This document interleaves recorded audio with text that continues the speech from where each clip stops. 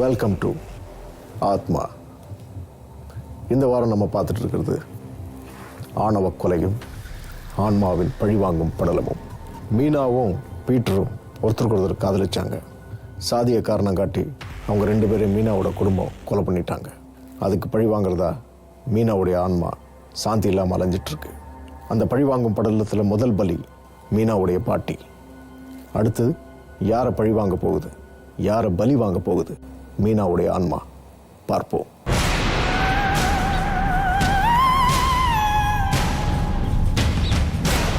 News படிக்கிறியா? படி. நாளைக்கு உன் நியூஸ ஊரே படிக்கும்.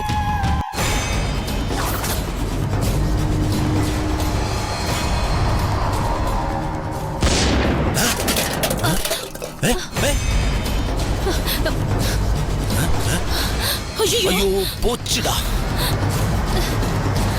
அடுப்புல ஏதாவது வச்சனா பக்கத்துல இருந்து பாத்துக்கணும். அதை விட்டுட்டு அக்கம் பக்கத்துல இருக்கவங்க கிட்ட பேச போனா இப்படிதான் நடக்கும். இதுதான் நீ குடும்ப நடத்துற லட்சணமா? போது நிறுத்துங்க. சும்மா அனாவசியமா பேசாதீங்க. நான் போகும்போது உங்ககிட்ட சொல்லிட்டு தானே போனேன், குக்கர் வச்சிருக்கேன், 3 விசில் வந்தது ஆஃப் பண்ணி வைங்கன்னு. ஏய், ஆம்பளைக்கு 1000 வேலை இருக்குண்டி, அதை விட்டு அடுப்பாங்கற நின்னு பாக்க சொல்றியா? ஆமா, 1000 வேலை, பொல்லாத வேலை. பொண்டாட்டிக்கு கூட மாட ஒத்தாசியா ஏதாவது வேலை செய்யணும்னு கொஞ்சமாவது யோசனை இருக்கா உங்களுக்கு? அப்ப நீ போய் ஆட்டோ ஓட்டு, நான் உட்கார்ந்து கீரை கடை. எதுக்கு எடுத்தாலும் எடுக்க முடுக்க பேசாதீங்க. நானே குக்கர் போச்சேன்னு வருத்தமா இருக்கேன். ஏய், இப்ப எதுக்கு அழுவுற? எதுக்கு தேவையில்லாம பேசிட்டு இருக்க? புதுசா வாங்கி கொடுத்துட்டு போறாரு. வாய் மூடுறி. நீங்க பேசாம போங்க. தன்னையும் தன் காதலனையும் கொலை பண்ண தன்னோட குடும்பத்தார் ஒவ்வொருத்தரையும் பழிவாங்க ஆரம்பிச்சிடுச்சு மீனாவுடைய ஆத்மா. முதல்ல அவங்க பாட்டி, இப்போ மீனா ஆத்மாவுடைய பார்வை யார் மேல? என்னங்க இது? 4 இட்லியில எழுந்துச்சிட்டீங்க. நீ பேசின பேச்சுக்கு 40 இட்லி சாப்பிட்ட மாதிரி இருக்கு. ஏதோ கோவத்துல பேசுறதுதான், அதுக்காக இப்படி கம்மியா சாப்பிடுறதா? ஐயோ, என்னமோ போங்க. ஆமா, நீங்க பேசுறது பேச்சா என்ன? அதுக்கெல்லாம் மூஞ்ச தூக்கி வச்சிருந்தா இந்நேரம் உங்க கூட குடும்பம் நடத்த முடியுமா? சரி சரி, என் மேல இருக்கிற கோவத்துல மத்தியானம் சாப்பிடாம இருந்துடாதீங்க. இந்தாங்க, உங்களுக்காக மணத்தக்காளி கீரை செஞ்சு வச்சிருக்கேன். பொழுதன்னைக்கும் ஆட்டோ ஓட்டுற சூட்டுக்கு உடம்புக்கு குளிர்ச்சியா இருக்கும், புரியுதா? சரி, சரண்யா எங்க? ஏன் அவளை கேக்குறீங்க? இல்லம்மா, காலையில அவகிட்ட கொஞ்சம் சிறுசிறுன்னு பேசிட்டேன், அவளை கூப்பிட. சரண்யா, சரண்யா.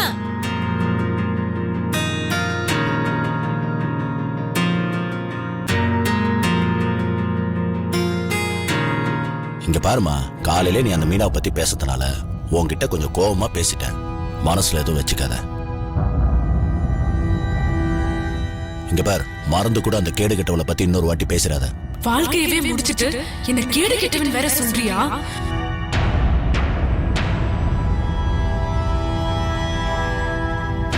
ஏய், சித்தப்பா இவ்வளவு தூரம் சொல்றாருல, சரின்னு சொல்ல.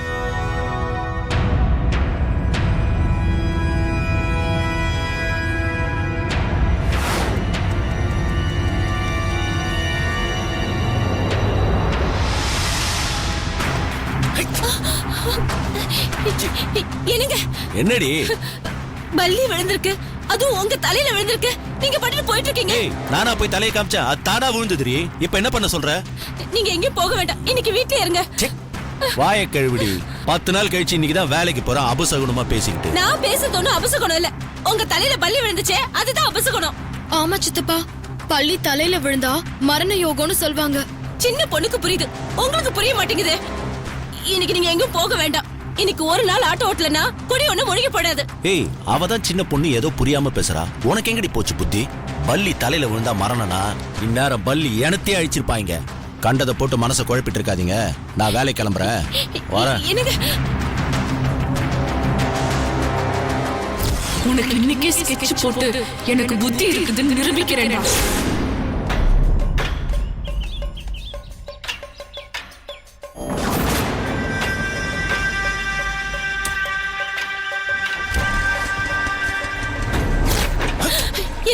என்னாச்சு? ஏய், சின்ன பசங்க யாரோ கேரை மாத்தி விட்டுருக்காங்க, அதான் வண்டி ஜர்க் ஆகுது. அதுக்கு இல்லைங்க, காலையில இருந்து எல்லாமே தலைகீழா நடக்குது. உன் திருவாயை கொஞ்சம் பொத்துறியா? காலையில தொழிலுக்கு கிளம்பாச்சு அம்மா.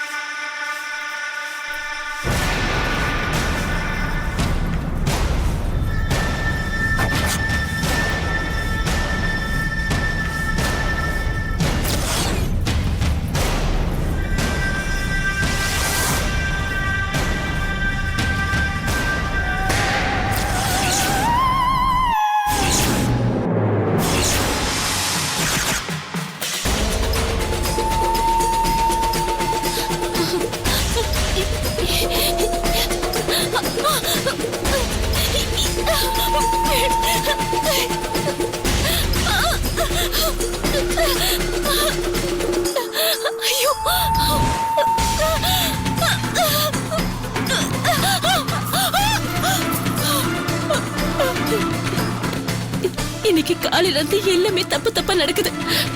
இப்ப என்ன பண்றது? தாலி பூஜை பண்ணாதான் மனசுக்கு ஆறுதலா இருக்கும்.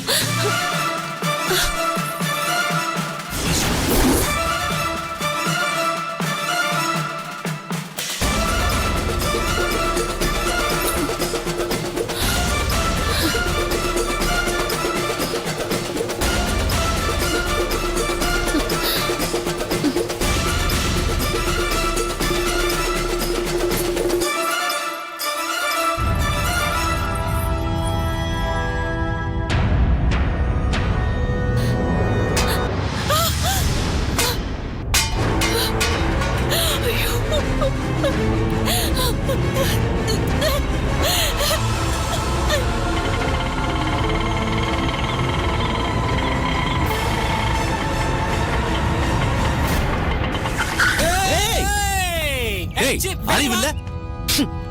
ஏய் குடிச்சிருக்கியா? என்ன கால்ல அடிபட்டுருச்சு.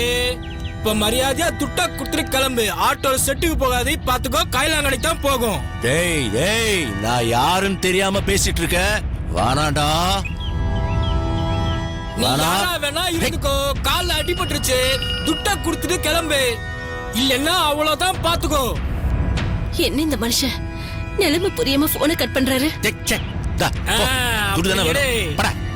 இத முதல்ல குடுத்திருந்தா நான் இவ்வளவு தூரம் பேசுவேனா? டேய் சப்ப சும்மா காலையிலே டென்ஷன் பண்ணிக்கிட்டே. எங்க இருந்தா வரானுங்கன்னு தெரியல. சவாரியும் கிடைக்கல, 2000 ரூபாய் தண்டம் வேற. ஏய் என்னடி என்னடி உன் பிரச்சனை? எனக்கு என் தாலி தன்னால கழண்டு கீழே விழுந்துருச்சுங்க. தாலி பூஜை பண்ணலான்னு போனா குங்கும தட்டு கீழே விழுந்து தரையில குங்குமம் செதறி போய். ஏண்டி சரியா பிடிக்கலன்னா கீழே விழதாண்டி செய்யும். இதோ இப்ப கூட ஒரு குடிகாரன் என் ஆட்டோ முன்னாடி வந்து விழுந்தான். இதையெல்லாம் நான் உன்கிட்ட சொல்லிட்டா இருக்கேன். இத பார், தாலிக்கு முடிச்ச ஸ்ட்ராங்கா மாட்டிக்கோ. குங்கும டப்பாவை சரியா புடிச்சு வச்சுக்கோ. அப்ப எதுவுமே விழாது, அருகாது. புரியுதா? ஐயோ, நான் சொல்றது கொஞ்சம் தயவு செஞ்சு புரிஞ்சுக்கோங்க. தயவு செஞ்சு வீட்டுக்கு வாங்க.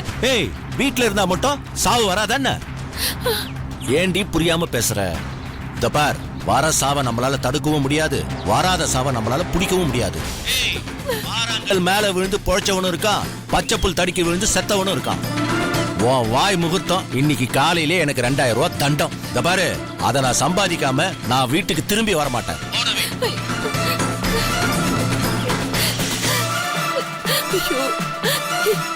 என்னதான் இந்த மனுஷகிட்ட சொன்னாலும் கொஞ்சம் கூட புரிஞ்சுக்கவே மாட்டேங்கிறாரு.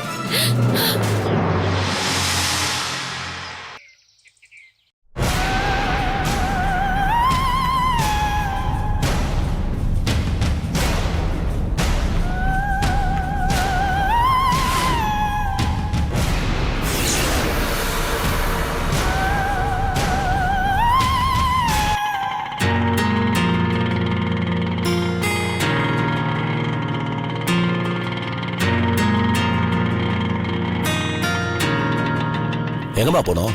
சத்திரத்துக்கு போனோம்னா. சத்திரமா? அவ்வளவு தூரம் சவாரி போயிட்டு நான் தனியா திரும்பி தான் வரணும்.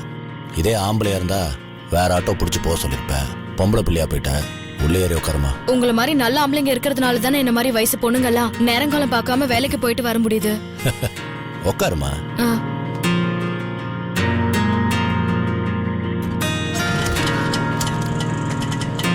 ஆமா, உன் பேர் என்னம்மா? மீனானு. ஏன ஷாக் ஆயிட்டீங்க? உங்க பொண்ணு பேரும் மீனாவா? ஒண்ணு இல்லம்மா,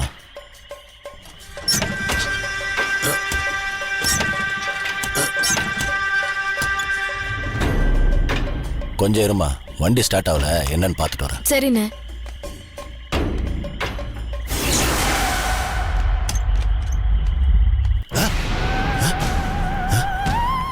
தொடர்ந்து அமங்கலமான விஷயங்கள் நடந்துக்கிட்டே இருக்கு.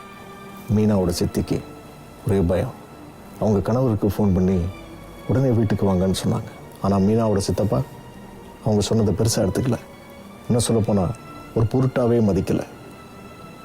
மீனாவோட சித்தப்பா வீட்டுக்கு போய் சேர்ந்தாரா, இல்லை மீனாவோட ஆத்மாவால் பழி வாங்கப்பட்டாரா? சாதி வெறிக்காக மீனாவையும் பீட்டரையும் கொன்னது மீனாவோட சித்தப்பா சுடலமுத்து. கொஞ்சம் கூட ஈவி இறக்கம் காட்டலை. அவர் மனசு முழுக்க குடும்ப கௌரவம், சாதி வெறி மட்டுமே இருந்தது.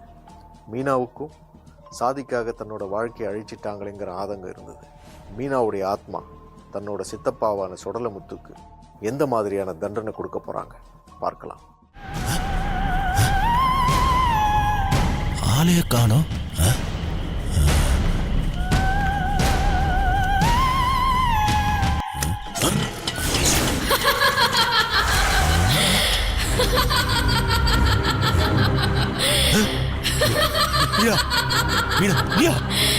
வேற யாரு? மீனா தாண்டா. உன்னை கொல்ல வந்திருக்கேன்.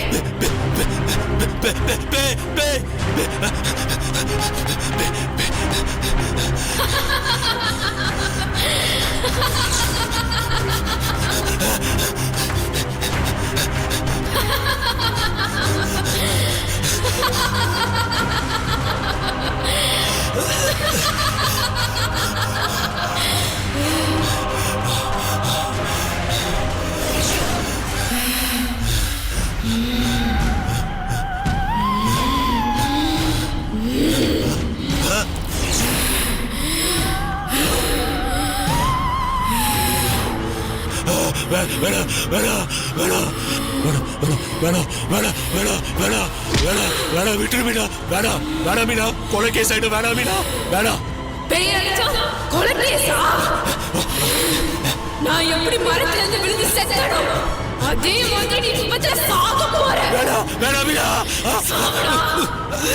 சாவடா.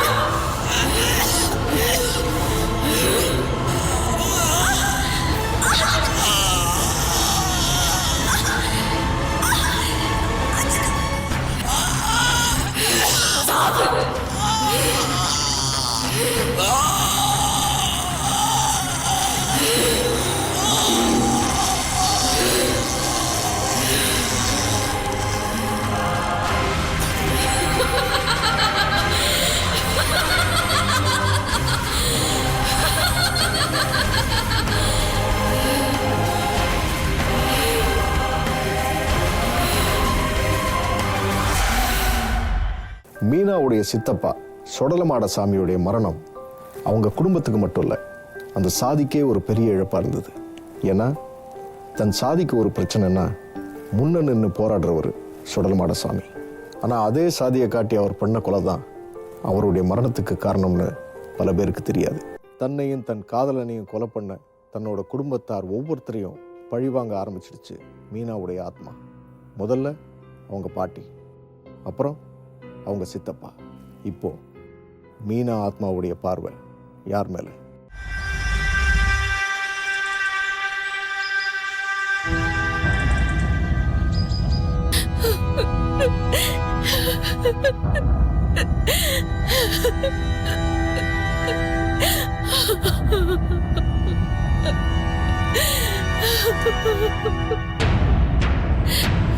ஒரு தடவையா 2 தடவையா பொழுது விடிச்சதுல இருந்து 100 தடவையாவது சொல்லிருப்பேன், வேலைக்கு போகாதீங்கன்னு.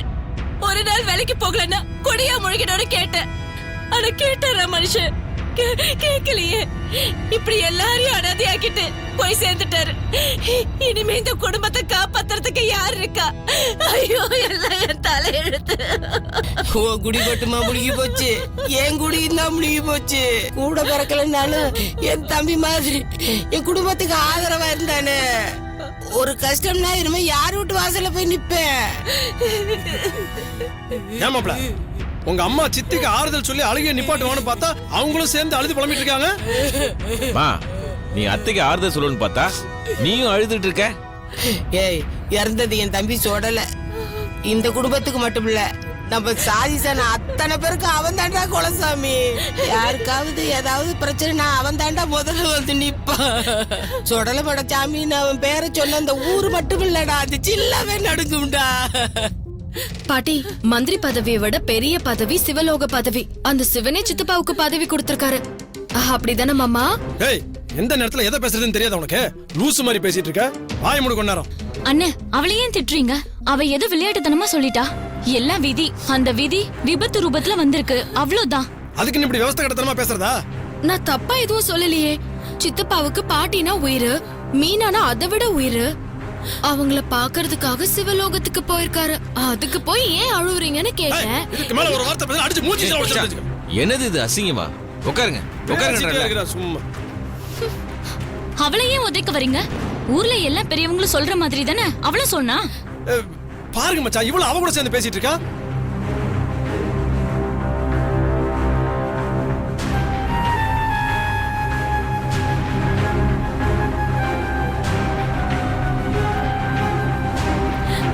புரிஞ்சுதா? அவளுக்கு ஏதாச்சும் சொல்லிட்டு போறாளுங்க. என் தம்பி முகத்தை பாடுறா.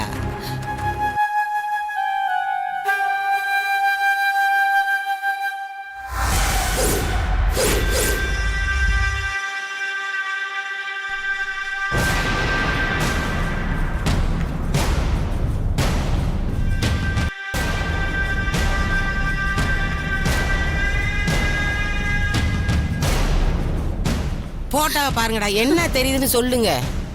ஏன் நீயே சொல்ல. என்ன தெரியுதுன்னு நீங்களே சொல்லிருங்க. என் தம்பி கண்ணுல இந்த வீட்டுல சிங்கக்குட்டி பிறக்க போறாங்கிற ஆசை தெரியுதுடா. பாத்தியலா? அததான் சொல்ல வந்தேன். நீங்க சொல்ற மாதிரி இந்த வீட்ல ஒரு ஆண் குழந்தை பிறந்தா அந்த குழந்தைக்கு அவரோட பேரை தான் வைக்கணும். என்ன நிர்மலா அப்படி சொல்லிவிட்ட? என் பேரன் பிறந்தோடனே இந்த ஊரை கூட்டி கடா சோறு போட்டு என் தம்பி பேரு சுடலமாட சாமின்னா வைப்பேன். எப்படிப்பட்ட ஆளா இருந்தாலும் ஒரு ஆள் போய் சேர்ந்தானே ஆகணும். பாம்பாட்டிக்கு பாம்புல தான் சாவுங்கிற மாதிரி டிரைவருக்கு விபத்துல தான் சாவுங்கிறது எனக்கு தெரிஞ்ச விஷயம் தானே. சாகர வயசு மாப்பிள்ள அவருக்கு வயிறும் பஞ்ச கட்டையா சிங்க மாதிரி சுத்திட்டு தெரிஞ்சாரு.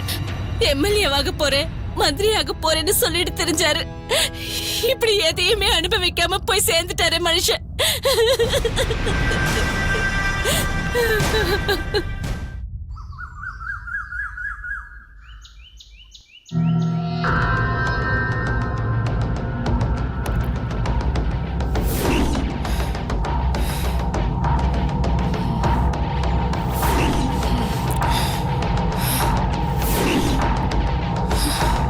எந்த நேரத்துல எதை பேசுறதுன்னு தெரியாது உனக்கு. லூசு மாதிரி பேசிட்டு இருக்க. வாய் மூடு கொண்டாடுறா. இதுக்கு மேல ஒரு வார்த்தை பேசினா அடிச்சு மூஞ்சில உடைச்சு. டேய் செல்வம், உங்க அப்பனாவது என்ன வீட்டை விட்டு துரத்த வேண்டாம் சொன்னா. என்ன உதைக்க காலோட தூக்குற உன்ன.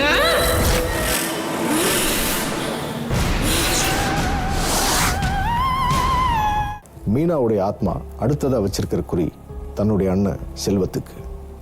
இது எல்லாத்துக்கும் தூக்கப்புள்ளி செல்வம் தான். பீட்டர் மீனாவுடைய காதல் தெரிஞ்ச முதல் நபரும் செல்வம் தான். தன்னுடைய சித்தப்பா கிட்ட எடுத்து சொல்லியிருந்தா இதை சரி செஞ்சிருக்கலாம். ஆனால் அவர் அப்படி செய்யலை. தன்னோட சாதி வரியால் சொந்த தங்கையே கொன்னாரு செல்வம். அதனால சொந்த அண்ணனாக இருந்தாலும் மீனாவுடைய ஆத்மா அவனை மன்னிக்கிறதா இல்லை. தன்னோட அண்ணன் செல்வத்தை பழிவாங்க மீனாவுடைய ஆத்மா போட்டிருக்கிற திட்டம் என்ன? அந்த திட்டத்துக்கு சரண்யா எப்படி உதவ போறாங்க? நாளைக்கு பார்க்கலாம். இது ஆத்மா.